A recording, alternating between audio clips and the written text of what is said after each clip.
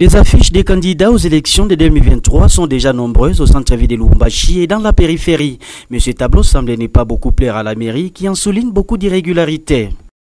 Parmi ces irrégularités, l'hôtel de ville fustige la tendance qu'ont les candidats à envahir les endroits qu'il n'a pas indiqués. Une attitude qui donne lieu à des superpositions dans l'affichage, mais pas que. Par moment, vous allez constater qu'il y en a d'autres qui font les tableaux en bois.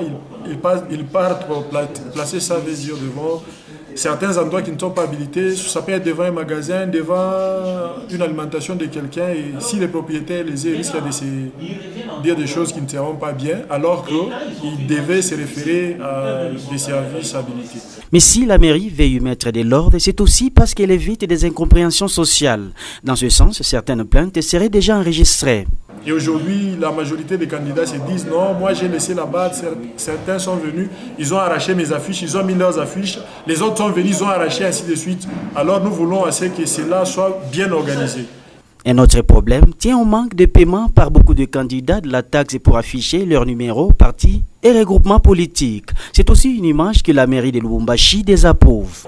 Nous sommes en train de les attendre, mais nous voyons qu'ils viennent à contre-route. La majorité s'octroie le luxe d'aller faire ça d'eux-mêmes, alors que ça risque de les coûter cher.